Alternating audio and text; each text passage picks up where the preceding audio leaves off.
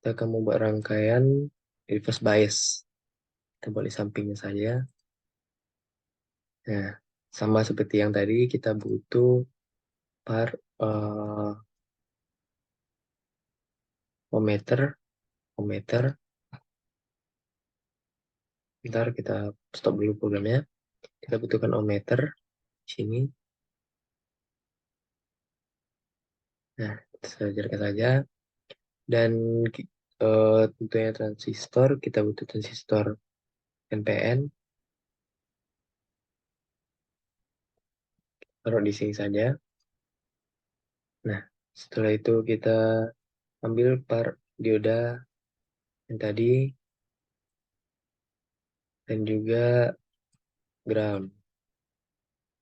Itu groundnya bisa diambil nanti. Nah, eh, berbeda dengan kebalikannya dari power bias tadi, kita sekarang menggunakan reverse bias. Untuk reverse bias itu sendiri, kita ambil dari kutub positif, positif,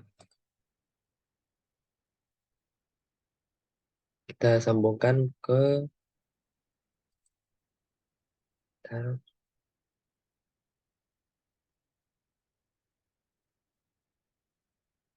Nah, kita sambungkan ke kolektor dari eh, dari transistor tersebut. Nah, untuk eh, kita buat cabang di sini.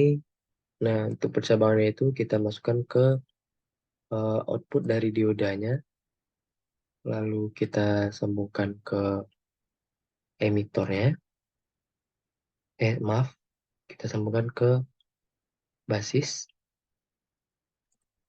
Nah, dan dari emitornya kita groundin aja. Sebentar, eh, ambil groundnya dulu.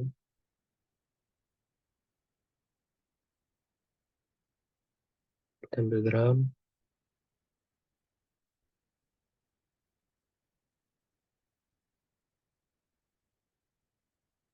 Oke, ini kita groundkan juga.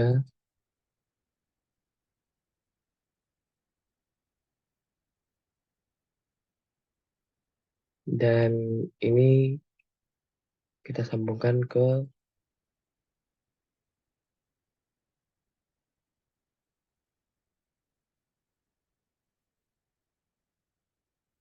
kutub negatif dari ohmmeternya. Sambungkan dulu. Nah, setelah itu untuk prinsip kerjanya sendiri, ntar kita rapin dulu. Nah, untuk prinsip kerjanya sendiri yaitu reverse bias yang dalam artian itu bias mundur, maka rangkaian itu kita balik dari rangkaian eh, sebelumnya tadi yang power bias. Maka dari kutub positif dari ohmmeter kita sambungkan ke kolektor dari transistor. Setelah itu dari kolektor transistor kita masukkan ke negatif dari ohmmeter. Bentar, dan tidak lupa kita ubah satuan dari ohmmeter, kita ubah ke kilo ohm karena hasilnya akan relatif lebih besar. Kilo ohm, oke. Nah, ini udah lengkap. Nah, untuk emitornya karena kita tidak pakai, jadi kita groundin aja. Nah, kita coba run terlebih dahulu. Hasil yang kita dapatkan transistor, pada uji coba transistor NPN di, di reverse bias, kita mendapat 50.309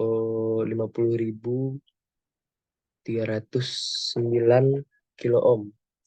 Dan itu merupakan hasil yang benar atau bisa dibilang kalau transistor ini berfungsi dengan baik karena ketika transistor dihubungkan kepada rangkaian yang bersifat reverse bias, yaitu dari kolektor, habis itu ke basis, dan kembali ke eh, ohmmeter, maka hasil hasil yang akan ditampilkan pada eh, ohmmeter akan relatif lebih besar, sekitaran 100.000 sampai sampai beberapa ratus kilo ohm.